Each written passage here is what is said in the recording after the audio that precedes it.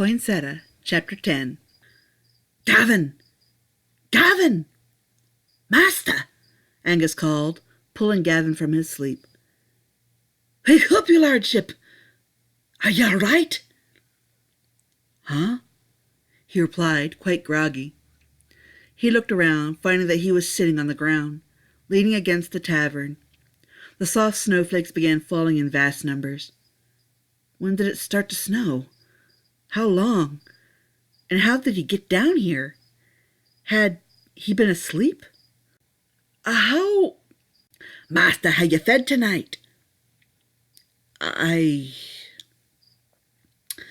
Angus frowned and got to his knees, helping Gavin to his feet and carrying him to the nearby alleyway. It was dark and wet but secluded. You have lost so much weight, sir, he whispered, setting him down there. Why have you not fed? I don't know, he whispered. Angus grit his teeth, pulling at the bumble coat and tossed it aside, standing naked before his master.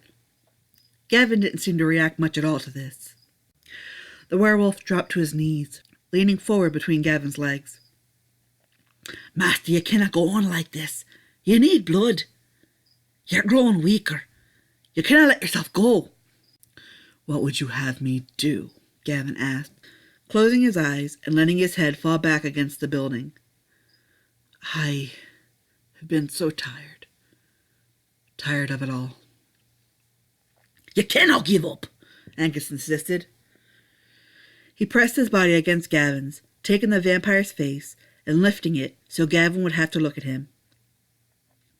He bared his throat, which was but inches from his face. Do it to me, master. Take it from me. You need it. A vampire feeding from a werewolf. That is rather taboo, is it not? What books have you been reading? Please, Gavin, take me blood. If anything will hold you over until you get something else. Please. I will not resist. Take as much as you need. Gavin gently ran delicate hands along Angus's neck, throat, and shoulders. He caught a hitch in his breath. Such a beautiful, boyish body. There wasn't a hair on it, the epitome of teenage youth. He pulled Angus closer, kissing the clean and smooth chest. Angus, will you not be cold? I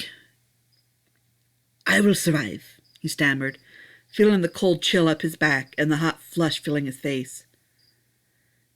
Me blood replenish quickly. I worry more about ye.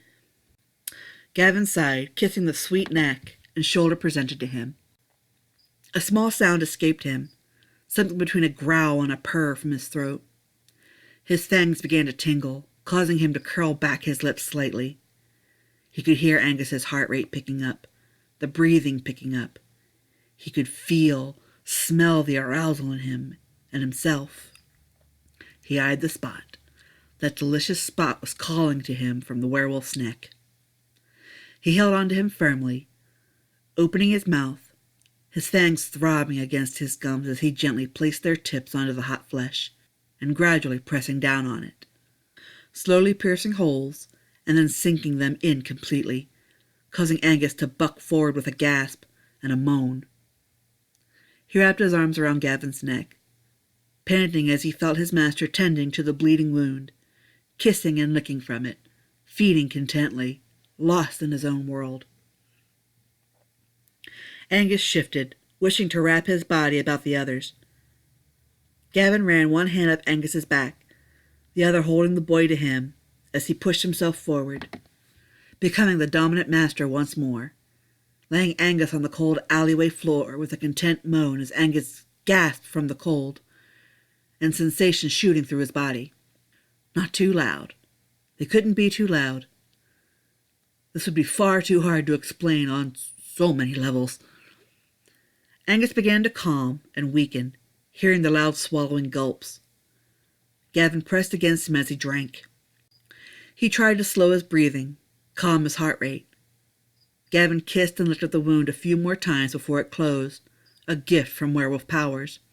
He looked into the boy's face. He looked so content and peaceful. Angus? I'm dandy, my lord, he whispered in weak sighs.